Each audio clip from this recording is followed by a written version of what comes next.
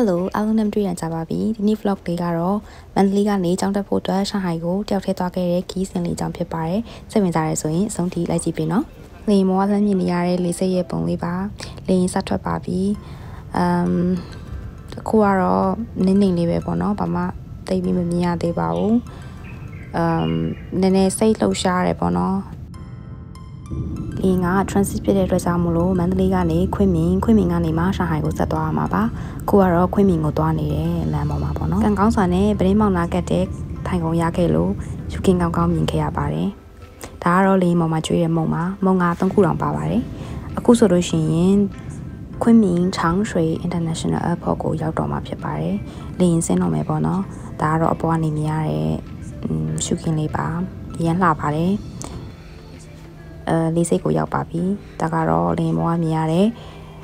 ခွင်းမင်ချောင်းရွှေ International Airport ပါ airport ကအကျယ်ကြီးပါပဲဒါကတော့ immigration ဖြတ်ပြီးတော့ဒီ terminal ထဲမှာရောက်နေရပါပြီးတော့ဟိုမေးဒီမေးနဲ့ဆက်ပြီးတော့စီးရမယ်လက်မှတ်တော့ထုတ်ပါတယ်နောက်ပြီးတော့ဗရမ်းစာတာနဲ့ခောက်ဆွဲသွားစားပါတယ်ခောက်ဆွဲစားတဲ့အဖြစ်ပြက်ကတော့အမှတ်တရပဲပေါ့နော်မြန်မာပြည်မှာလိုမျိုးဘာမှလူစပွဲတွေလာမေးတာမျိုးmenu ချပေးတာမျိုးတွေမရှိပါဘူးတကယ်တော့ဇွဲပေါ်မှာ scan လေးပေးထားတာကွက်ကိုဖုန်းနဲ့ scan လုပ်ရတာပါ scan လုပ်လိုက်ရင်တော့အဲ့ထဲမှာ menu တွေကျလာပြီးတော့မှကိုစိတ်တာကိုရွေးပြီးတော့မှWeChat Pay တမမဟုတ်ရင် Alipay နဲ့ရှင်းလို့ရပါတယ်ဒီနေရာမှာတစ်ခုပြောချင်တာကပါလဲဆိုတော့တစ်ဗီကိုသွားဖို့စိတ်ကူးရှိရလူတွေဆိုလို့ရှိရင်တခါတည်းမြန်မာပြည်မှာကလေးက WeChat Pay Alipay ဖောက်ထားဖို့အတွက်အကြံပြုချင်ပါတယ်တရုတ်ပြည်မှာကရခိုင်နှုန်းတော်တော်များများငွေ cash မသုံးတော့ပါဘူးအခုဆိုရင်မြန်မာပြည်မှာဆိုရင် passport ရှိုံနဲ့ဖွင့်လို့ရတယ်ပေါ့နော်အဲ့ဒါလေးတစ်ချက်ပါဒါဆိုရင်တရုတ်ပြည်မှာဘာမှသိပြီးတော့ခက်ခဲမဖြစ်တော့ဘူးပေါ့နော်အခုကတော့ gate ကိုတွားနေရပေါ့နော်ဒီခွင့်မင်ကနေပြီးတော့မှရှန်ဟိုင်ကိုဆက်ပြီးတော့စီးဖို့အတွက်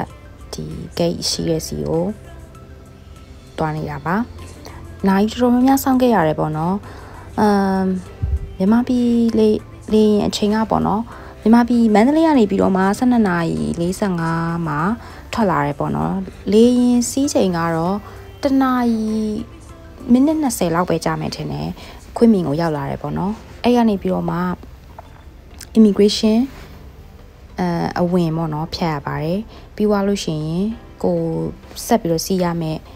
လေလက်မှတ်ပေါ့နော်ဒီလက်မှတ်တစ်ခါထုတ်ဖို့လိုရယ်ဆိုရင်တော့ထုတ်ပြီးတော့မှနောက်ထပ်အဝင်ပေါ့နော်တခြားဒီခွင့်မင်ကနေပြီးတော့မှပြန်ထွက်ဟိုဘက်ရှန်ဟိုင်ဘက်အဝင်အတွက် immigration နောက်တစ်ခေါက်ထပ်ပြီးတော့ဖြတ်ရပါတယ်ဒါကတော့ immigration ဖြတ်ပြီးတော့ခောက်ဆွဲသွားစားပြီးတော့မှနောက်ထပ်လေရင်တက်ဖို့အတွက်ဒီမှာစောင့်နေရပါတော့ရှော့စောင့်နေပြီးတော့မှ9:50မှာတော့ရှန်ဟိုင်ကိုသွားမယ့်လေရင်ပေါ်ရောက်ပါပြီ10:00ခွဲလေရင်ထွက်မှာပါခုစထွက်နေပါပြီကံကောင်းစွာနဲ့ဒီတစ်ခေါက်မှာပရင်းမောင်နာမှာမရတဲ့အတွက်ရှုခင်းနေသိမမြင်ရပါဘူးဒါကတော့လေချောင်းလိုက်ရကျွေးရမုံဖြစ်ပါတယ်တိတ်မမြင်ရပေမဲ့ပေါ့နော်တက်နိုင်တဲ့လောက်လေးတော့ zoom ချဲ့ပြီးရိုက်ထားတယ်အမှရမ်းလာတာပဲပရင်းမောင်နာမှာကတ်ထိုင်ရတဲ့လူဆိုရင်တော့လုံးဝမြင်ရမယ်ပေါ့နော်ကိုကတော့ zoom ဆွဲပြီးတော့ပဲရရတဲ့အတွက်အဲ့လောက်ပဲမြင်ရပါတယ်ခုဆိုရင်တော့2နာရီစီးပြီးတဲ့အခါမှာရှန်ဟိုင်ကိုရောက်ပါပြီ10နာရီခွဲရစီးတာ17နာရီခွဲပေါ့နော်17နာရီခွဲဝန်းကျင်မှာရှန်ဟိုင်ဟုံးချောင်လေးစိတ်ကိုရောက်လာပါပြီသူများတွေကတော့တရုတ်ပြည်တွင်းခီးသွားဖြစ်တဲ့အတွက်ပေါ့ပါလေးဆိုပေမဲ့ကိုကတော့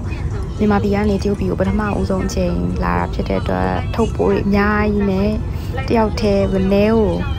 တည်ပြီးမှသွားခဲ့ရပါတယ်ဒါကတော့ဟုံးချောင်လေးစိတ်ထဲမှာပါ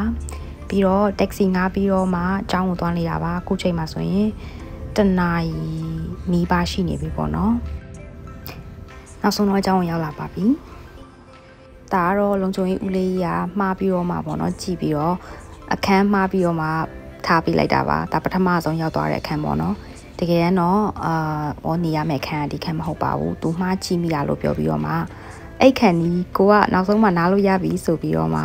ပျော်နေတဲ့ချိန်မှာပဲသူကပြန်လာတကားခောက်ပြီးတော့မှသူကြည့်မှားသွားတယ် sorry ပါဆိုပြီးတော့တကယ်နေရမယ့်ခန်းကိုခေါ်သွားပါတယ်ဒီနေ့တော့ဒီလောက်ပါပဲအတူသွားမယ့်တငယ်ချင်းလည်းမရှိရောက်နေပြီးသားတငယ်ချင်းလည်းမရှိရဲ့ကို့အတွက်တော့တကယ်ကိုစိတ်ရောကိုယ်ရောပြင်ပန်းခဲ့နေတနေ့ပါဒါပေမဲ့နောက်ဆုံးတော့ချွတ်ချွတ်မှုမင်းနဲ့ရောက်လာခဲ့ပါပြီနောက်ရက်တွေမှာလည်းကျောင်းနဲ့ပတ်သက်တဲ့